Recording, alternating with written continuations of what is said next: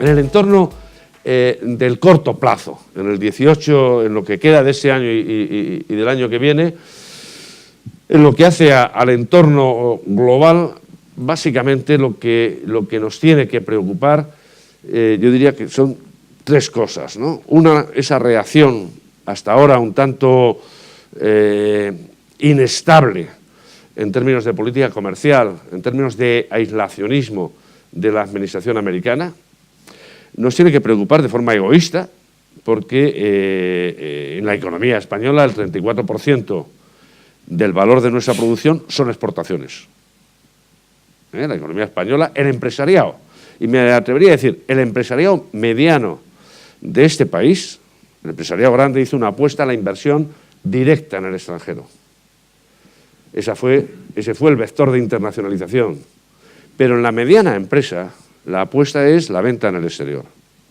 Y el 34% del valor de la cifra de ventas de España Sociedad Anónima son exportaciones. Cualquier alteración en las reglas de juego del comercio internacional nos afecta. Luego hablaremos un poco más. Dos, precios de materias primas y en particular crudo. En general, al mundo le importa lógicamente las variaciones en el precio del petróleo, pero para la economía más dependiente de las importaciones de hidrocarburos de Europa, la importancia es grande. La importancia en términos de transferencia de renta que tenemos que hacer todos los años a los vendedores de gas y de crudo, pero también el impacto en la tasa de inflación. Hasta ahora no teníamos inflación, ahora empecemos a tener un poquito, no está mal. Lo que ocurre es que hay partidas de gasto indiciadas, vinculadas a lo que puede ocurrir con la inflación. Y ahí tenemos una amenaza. Hace media hora lo teníamos a 69,80 el Brent. Y no hay atisbos de que vayan a desaparecer los factores de oferta y las tensiones geopolíticas que están condicionando la evolución de ese precio. El otro elemento que me preocuparía y que yo tendría ya desde hace unos meses encima de la mesa con un post-it y que miraría casi todas las semanas, es lo que va a ocurrir cuando el Banco Central Europeo, que es el que está tutelando el proceso de recuperación de la eurozona, empiece a retirar el ponche de la fiesta. Y aquí tenemos que empezar, es decir, si tuviéramos que revisar a la vuelta de vacaciones los presupuestos, la partida de costes financieros hay que revisarla a la hora de hacer cualquier esquema previsional, porque los tipos de interés van a subir. No me preguntéis si van a subir en abril, mayo o en julio del año que viene. Los tipos de interés largos ya están subiendo como consecuencia de ese cúmulo de perturbaciones geopolíticas y en particular como consecuencia de la concreción en la eurozona de tensiones políticas, particularmente en Italia. Llevamos 6 días prácticamente, un poco más, en el que las tensiones, la incertidumbre política en Italia está contaminando la deuda pública de las economías consideradas periféricas, en muy pequeña medida por el momento, en muy pequeña medida. Pero nosotros ya tenemos, esta mañana estábamos cotizando el bono a 10 años a 1,43, 1,44. Yo le decía esta mañana a mis socios en una reunión matinal que tenemos todos los días, es que lo hemos visto a 1,24, 1,25. Tampoco nos podíamos creer que era por méritos propios, porque éramos casi alemanes, ¿no? Cuando el Banco Central Europeo deje de comprar deuda en las cantidades en las que lo está comprando, si además se cruza algún factor de perturbación, como digo, extraeconómico, geopolítico, se nos pueden complicar las cosas, ¿no? Ahí va a haber una normalización. La Reserva Federal subiendo tipos, probablemente subiendo alguna vez más de las que inicialmente había previsto, porque la economía americana lo va a requerir, como veremos ahora, y Europa haciendo una transición hacia lo desconocido, entre comillas. Desconocido porque hace 7 años que no sabemos lo que es una política de endurecimiento, una política monetaria de endurecimiento de las condiciones. De España me preocupa básicamente 2 cosas. No me preocupa ya tanto el sistema bancario, aunque está ahí, y Europa está mirando al sistema bancario. No me preocupa porque creo que incluso en la próxima cumbre de junio pueden salir intentos aproximados a la concreción de fortalecer, de asentar la unión bancaria. La unión bancaria, como sabéis, tiene 4 pilares, 4 patas en esa mesa. 3 de ellos están bien, una regulación, una supervisión común. Tiene también un mecanismo de coordinación en la resolución de crisis. Ya sabemos, hay un protocolo de cómo atender un banco cuando entra en una situación de quiebra o cercana a la quiebra, pero no tenemos un respaldo financiero a modo de gran seguro de depósitos que lo cubra. Vamos a ver si ahora en la cumbre se facilitan las cosas. Si así fuera, yo creo que esa vulnerabilidad que estamos viendo en los mercados bursátiles, en los valores bancarios europeos, se reduciría significativamente.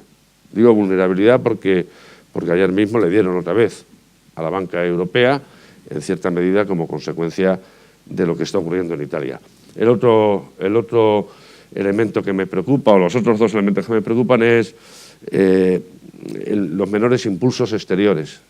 Ya veremos cuando lleguemos al cuadro macroeconómico de España cómo identificamos que buena parte del impulso de la recuperación que ha tenido nuestra economía, de la muy significativa recuperación que ha tenido la economía española en los 4 últimos años, tiene que ver con una complicidad de lo que yo llamo el debe de la cuenta de pérdidas y ganancias. Pero claro, el debe de la cuenta de pérdidas y ganancias básicamente 2 partidas. Imaginad la cuenta de pérdidas y ganancias de vuestras empresas, ¿no? Haya habido 2 elementos que nos han salvado la vida, ¿no? Uno es que el precio de las materias primas. ¿Os acordáis cuando vimos por debajo de 30 el precio del Brent? El mismo efecto negativo que ahora nos intimida, entonces fue un impulso. Y los gastos financieros. España es una de las economías más endeudadas del mundo avanzado, como sabéis, tanto en términos públicos como en términos privados. La deuda privada es del 250% del PIB. No hace falta decir que para una empresa tipo, para una familia tipo, cualquier variación en los tipos de interés de referencia es muy, muy significativa. Y es probable, como ya he dicho, que en los próximos 12 meses empecemos a observar ya tensiones en los tipos de interés. Este sería un poco el cuadro. El otro elemento que me preocupa algo es la inestabilidad política en nuestro país, ¿no?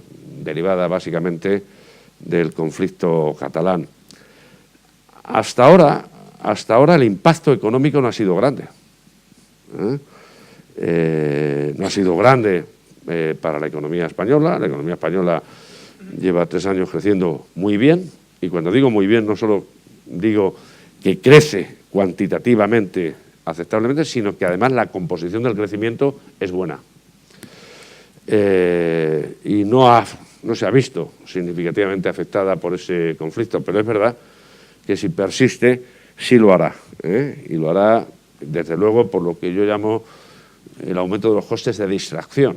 Y es que nuestras autoridades, en lugar de estar centrándose en lo que se tienen que centrar, en atender las recomendaciones que anoche hacía la Comisión Europea sobre la orientación de nuestro presupuesto, en las reformas que es necesario para aumentar la innovación, la productividad de las empresas, etcétera, tengan que estar distraídas atendiendo a un problema inusual. Bueno, a partir de aquí me vais a permitir que vaya relativamente rápido, en la confianza, insisto, de que el que tenga interés puede disponer de la presentación completa. El mundo está creciendo, y está creciendo además de forma sincronizada. Esto es bueno, esto es muy bueno. Están creciendo los avanzados y están creciendo los emergentes.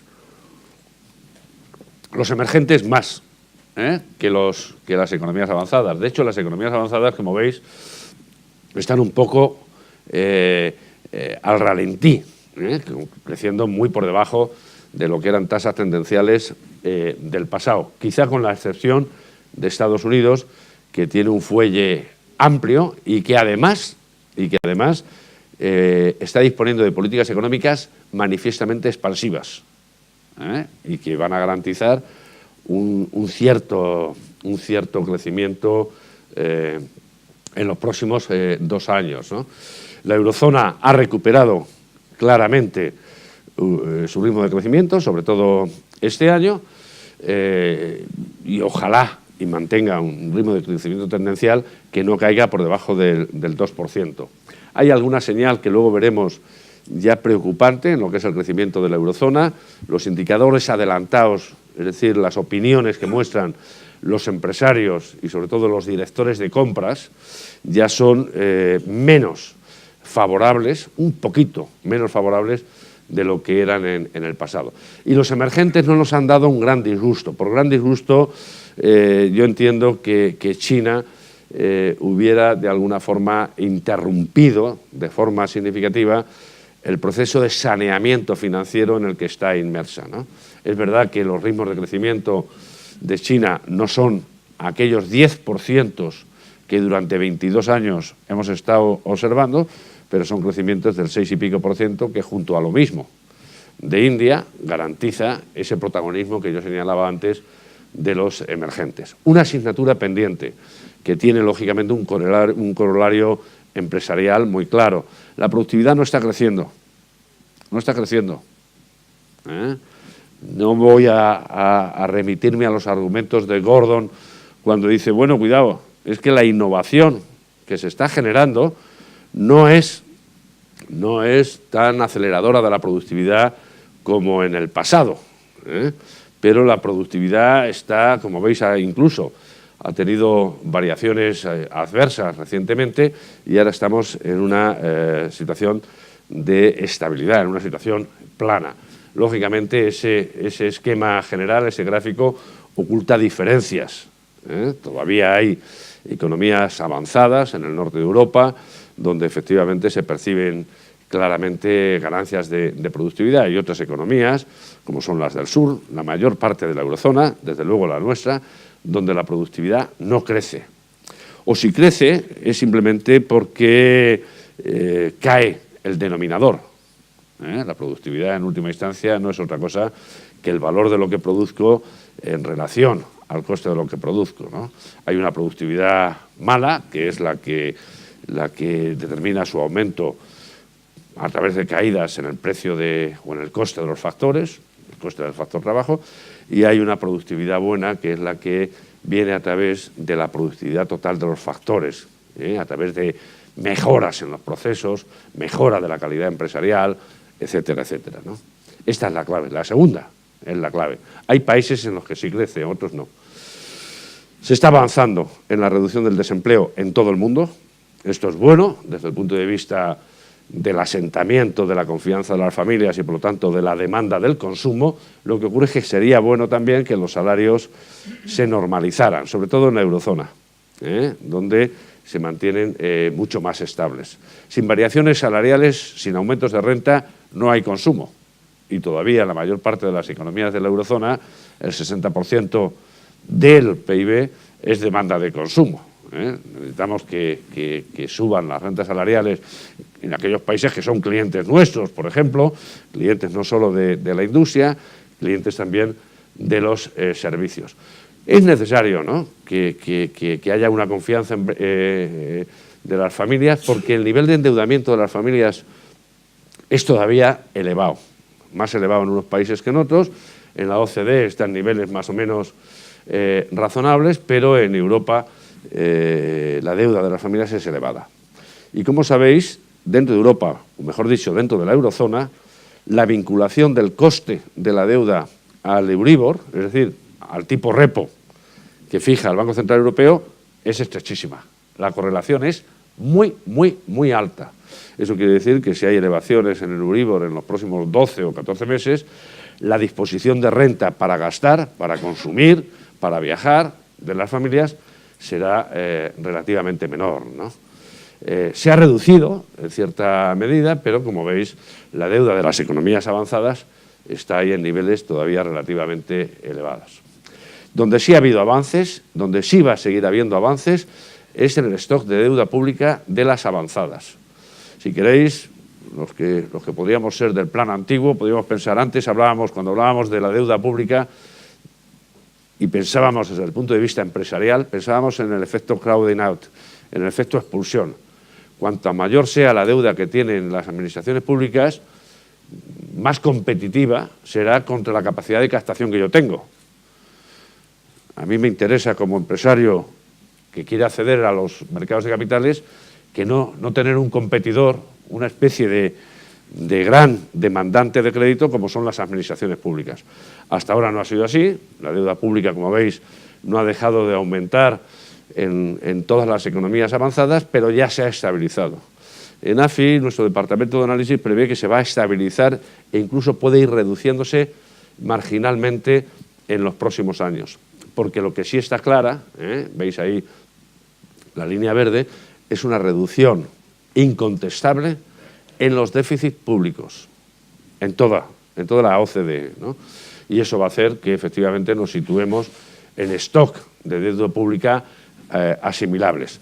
No nos debemos asustar al ver el stock de deuda pública de Japón, porque como sabéis, Japón está coexistiendo con stock de deuda pública del 250-246% del PIB y los está asimilando maravillosamente. Eso es compatible con tipos de interés los más bajos de cualquier país de la OCDE. Y es que el 100% de esa deuda pública de Japón está en manos de los propios japoneses. Por lo tanto, el impacto en términos de efecto, expulsión, etcétera, que pueda tener sobre el resto del mundo es relativamente reducido.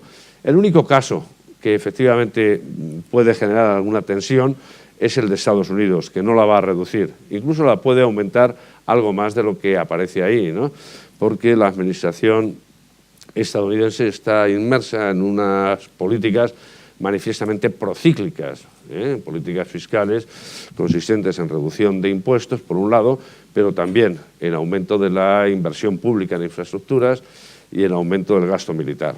Eso, lógicamente, va a aumentar el déficit público y va a hacer que la demanda de recursos financieros de la administración americana crezca. Parte de lo que estamos viendo explica la volatilidad que estamos viendo en los mercados financieros, tanto en los mercados de acciones como en los mercados de bonos. En los mercados de acciones, porque efectivamente subyacen tendencias contrapuestas, empresas que se van a ver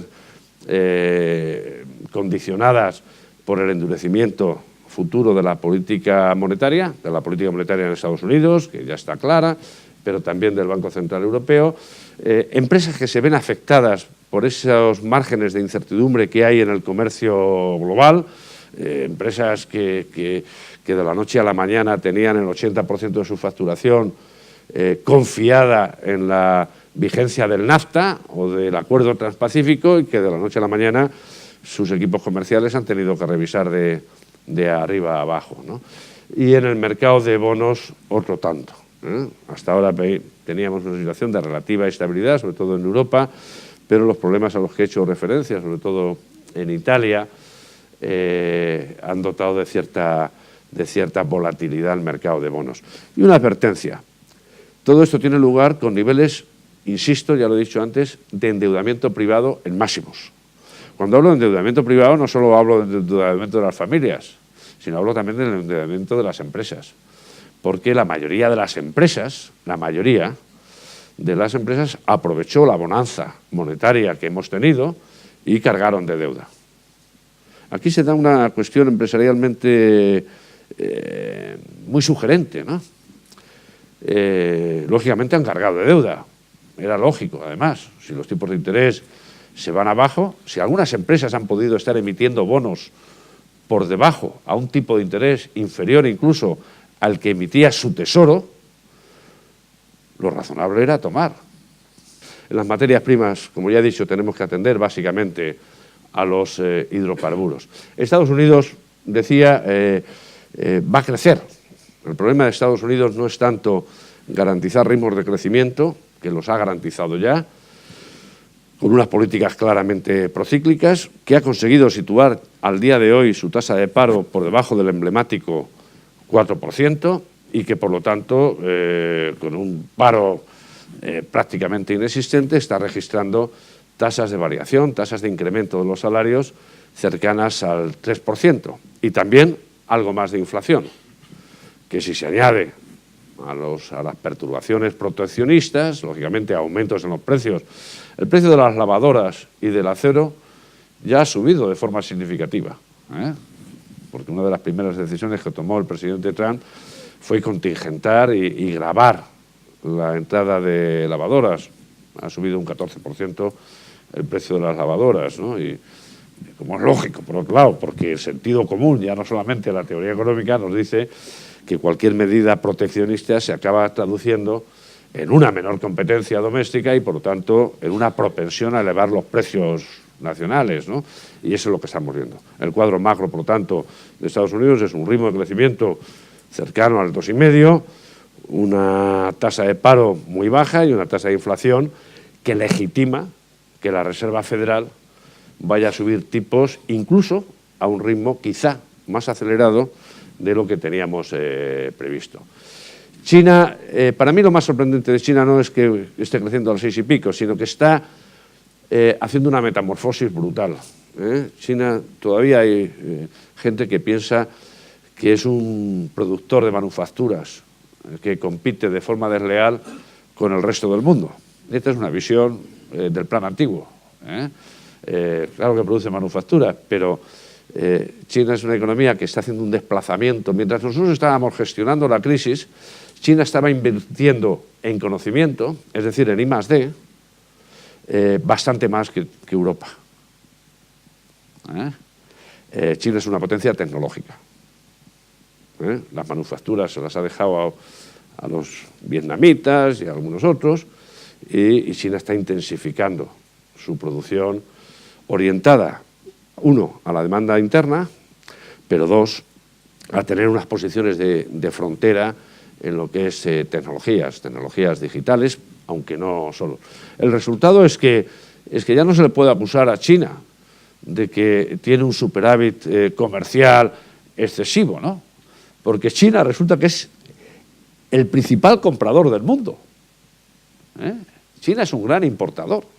Eso quiere decir que si mañana tropieza China, pueden tropezar. El efecto contagio, la capacidad de contaminar a otras economías es relativamente elevada. Lo que sí tiene que preocuparnos, y a mí me preocupa mucho de China, es la deuda. Los chinos están muy endeudados, las empresas están bastante endeudadas, y es verdad que buena parte de ese endeudamiento se concentra en las empresas pertenecientes al sector público, las empresas estatales, pero eso no es óbice para que pudiéramos asistir a una cierta perturbación. Veis que el nivel de endeudamiento es cercano al 300% del PIB. Y aunque haya una tutela grande, aunque haya unas reservas internacionales de divisas sin precedentes, etcétera, etcétera, puede haber algún tropiezo y puede generar inestabilidad al resto. Y este es un análisis de simulación que hemos hecho en AFI, con datos también del Banco Central Europeo, que pone de manifiesto cómo efectivamente un aterrizaje más o menos duro, más o menos brusco en China podría de alguna forma afectar al resto del mundo, a algunas economías. Ahora ya China tiene una capacidad de influencia en el resto muy grande. Si China dejara de crecer a los ritmos que estamos viendo ahora y pasara a crecer al 2 y pico, pasara a crecer como Europa o como Estados Unidos, la economía mundial se resentiría de forma significativa, porque lo harían prácticamente todas las economías avanzadas y buena parte de las emergentes, ¿no? Hay una cosa que a mí me llama la atención, como español, como interesado, y es el movimiento de personas que está habiendo en China, ¿no? Como interesado en la mejora del turismo español. El año pasado tuvimos 82 millones de entrantes, probablemente este año lo superemos, si no hay en los próximos meses ningún percance fuera, pero a mí me interesan más orientales, porque el gasto medio del chino es muy superior, no un poco, es muy superior al gasto medio de los que se tiran por los balcones en la Costa Brava a las piscinas, ¿no? Y entonces esto es algo esencial, ¿no? Esto también dice, ¿no? Esta libertad de movimientos de personas, sobre todo de estudiantes, dice mucho, es un indicador lateral de esa apuesta a la intensidad, al liderazgo en conocimiento que está haciendo China, ¿eh? Y que justifica ese mosqueo de algunos nacionalistas estadounidenses cuando dicen, oye, que buena parte de las matrículas en las profesiones tecnológicamente de frontera son los chinos. A ver si estamos fabricando conocimiento aquí para que sea útil. Eso es espectacular, ¿eh? Es el primer caso. Es lo que pone de manifiesto que lo relevante en la dinámica de globalización hoy no es el flujo de mercancías, no es el flujo ni siquiera de capitales, es el flujo de conocimiento. Y dentro de ese flujo de conocimiento están los portadores de conocimiento, que son los estudiantes, por un lado, y el flujo de datos, por otro, ¿eh?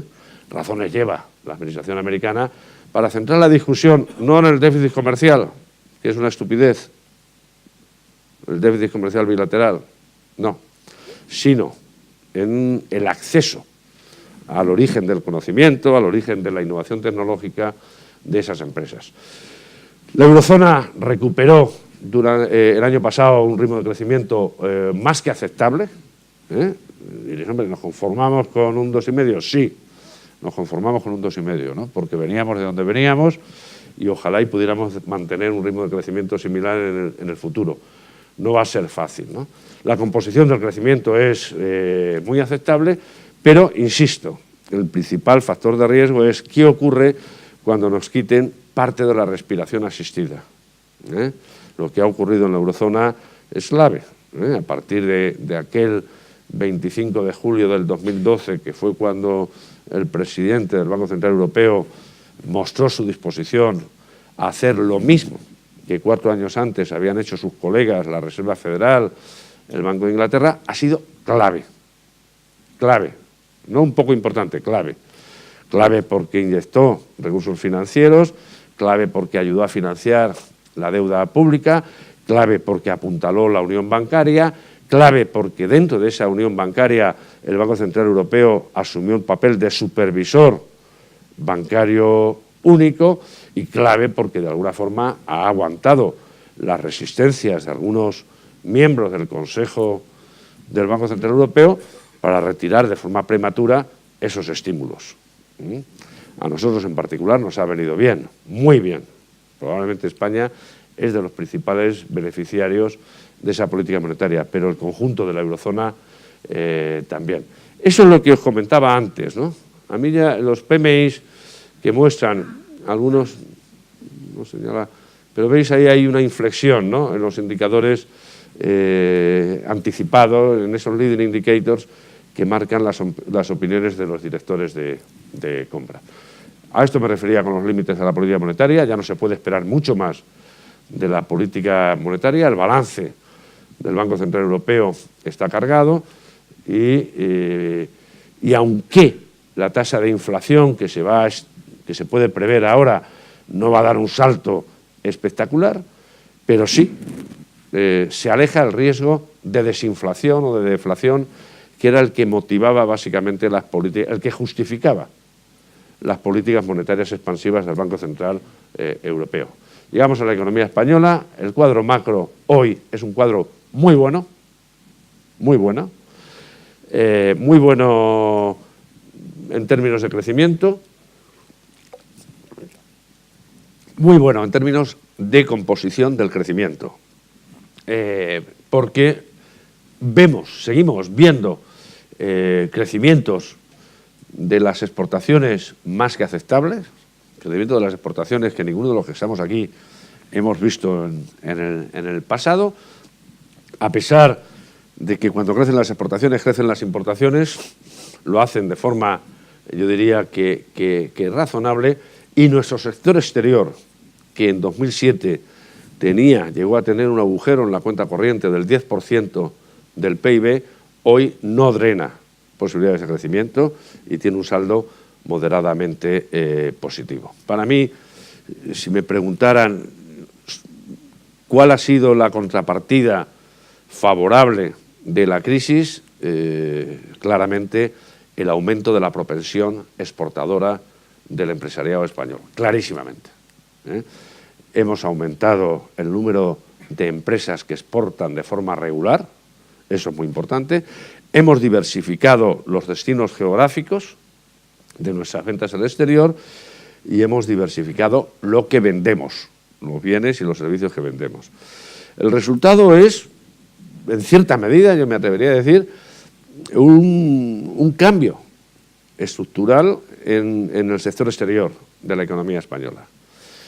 Hasta ahora, cuando había fases de recesión, el empresario, sobre todo el empresario mediano, efectivamente cogía la cartera y salía a vender a los mercados exteriores porque la sequía de la demanda nacional le obligaba, pero cuando veía que el consumo repuntaba, dejaba la cartera en el armario y atendía la demanda nacional. Ahora no está siendo así. Y ahora estamos viendo que se está manteniendo ese dinamismo exportador. Es verdad que muy amparado hasta ahora en una competitividad vía precios, no tanto en una competitividad vía calidad, aunque se está mejorando la calidad de lo que exportamos. ¿Cómo se mide la calidad de lo que exportamos? A través de la intensidad tecnológica de lo que vendemos. Todavía no estamos en la primera división y, por lo tanto, hasta ahora, el principal, no el único, pero el principal factor de competitividad de nuestras ventas en el exterior es el precio. Y para que haya competitividad vía precios, tiene que haber, lógicamente, también competitividad vía costes. Los costes laborales unitarios en España han caído de forma significativa, como consecuencia de la moderación salarial mantenida durante toda la crisis, en menor medida que como consecuencia de variaciones en la productividad. El coste laboral unitario, como sabéis, es un índice que maneja esos dos componentes, ¿no? También en esa competitividad vía precios ha jugado el precio, los costes de las materias primas, que hasta hace poco han sido cómplices de la cuenta de resultados y los costes financieros. Pero yo creo que, aunque sea sacrificando márgenes, vamos a seguir teniendo ritmos de crecimiento de las exportaciones superiores al PIB. Y eso está muy bien, muy bien.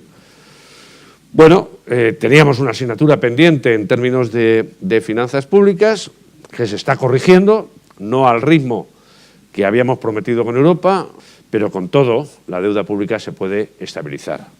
Pero todavía estamos ahí en la frontera del 96-97% del PIB, que es una deuda pública elevada. Y ese es un factor de vulnerabilidad nuestro. Las administraciones públicas tienen una deuda pública elevada y el sector privado tiene una deuda privada elevada. Eso quiere decir que cualquier alteración significativa que haya en las condiciones del entorno financiero, a uno de los países que en mayor medida le va a afectar es al nuestro. Eso es lo que acabo de decir, senda de reducción del déficit público sin problemas, estabilización de la deuda pública y una muestra de la confianza, de la normalización de las condiciones financieras en nuestro país es la recuperación en el precio de las viviendas. Fijaos que no digo una señal de alarma. Yo no soy de los que piensa que vamos a volver a las andadas, básicamente por una razón, porque el mercado de la vivienda en nuestro país depende, como en general, pero en mayor medida, de las condiciones de financiación. En definitiva, depende de la actitud de los bancos privados. Y los bancos privados han mejorado, han fortalecido sus sistemas de gestión de riesgos y aun cuando veamos repuntes en precios, no vamos a volver a aquellas 680.000 viviendas que visaron en 2007, ni mucho menos, ¿no? Por otro lado, sí es bueno, ¿no?, que esos aumentos de precios contribuyan, digamos, a fortalecer la confianza por la vía del efecto riqueza. La familia media no solamente consume en función de la renta que tiene, que es muy importante y que es el primer determinante de las decisiones de gasto, sino también si percibe que efectivamente es menos pobre que el año anterior. Y una de las percepciones, la vía de percepción en nuestro país más importante, no es la riqueza financiera, no es el valor del stock de activos financieros a final de año, sino las variaciones en el precio de la vivienda, porque no en vano el 82 o el 83% de la familia media española tiene al menos una vivienda en propiedad, ¿no? La deuda privada. Claro, España ha hecho algo también muy interesante durante la crisis, y es, a pesar de la crisis, a pesar de que las rentas han caído y de que la cifra de facturación de las empresas en general cayó, el desapalancamiento ha seguido. España ha hecho ahí un esfuerzo, el sector privado, muy importante, ¿no? Se ha reducido la deuda, no suficientemente, pero se ha reducido. Probablemente en la misma proporción en la que la ha aumentado el sector público. Bueno, como ya he dicho, un precio de 79, 80 dólares el Brent, ojalá y se quedara ahí. No nos interesa nada. Puede costarnos 8 o 10 mil millones de dólares al año, ¿no? Y sí, tengo que prestar atención a algo que hasta ahora solo ha tenido un impacto parcial, pero que ya empieza a tenerlo en exportaciones de bienes, que es el Brexit. España es un gran cliente, un gran proveedor del Reino Unido. España es uno de los 4 países que tiene un superávit comercial, no hablo de servicios, comercial con el Reino Unido, en sectores importantes, como es transformados del sector primario, pero también el automóvil, y ya hemos empezado a ver una cierta desaceleración en el ritmo de exportaciones. No sabemos tanto si es la incertidumbre asociada al Brexit o la propia depreciación de la esterlina. Y como sabéis, España tiene al Reino Unido como el principal cliente de turismo. El año pasado el 23% de los ingresos por turismo fueron británicos.